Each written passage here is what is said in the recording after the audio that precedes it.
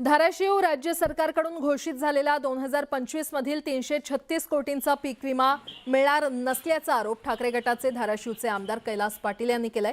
राज्य सरकारच्या कंपनी धार्जिण धोरणामुळेच शेतकऱ्यांना विमा मिळणार नसल्याचं कैलास पाटलांचा आरोप आहे। जिल्ह्यातील 27 मंडळातील 4.25 लाख शेतकऱ्यांना 3 कोटींचा पीक विमा मंजूर केला होता, पण या विरोधात कंपनीने केंद्रीय तांत्रिक सल्लागार समितीकडे अपील केलं।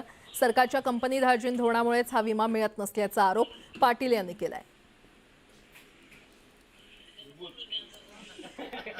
36 कोटी रुपये जो विमा मिळणार होता ह्याची रक्कम खूप कमी, म्हणजे 100 कोटीच्या आतच रक्कम, ही तुटपुंजी रक्कम ही शेतकऱ्यांना मिळू शकते। त्यामुळे माझं सरकारला विनंती आहे की सरकारनं मुख्यमंत्र्यांनी आता हस्तक्षेप करावा। ज्या कंपनी धार्जिण तुम्ही अटी शर्ती टाकलेल्या आहेत त्याचा फायदा घेऊन कंपन्या वारंवार याला विमा द्यायला विलंब लावतायत। त्याचबरोबरीनं जे तांत्रिक उत्पादन, माझा सगळ्यात महत्त्वाचा आक्षेप आहे, मी एप्रिल महिन्यामध्येच माननीय मुख्यमंत्र्यांना पत्र लिहून विनंती केली होती की नुकसान भरपाई ठरवताना फक्त पीक कापणी प्रयोगावर नुकसान भरपाई ठरवावी, तांत्रिक उत्पादनावर नुकसान भरपाई ठरवू नका।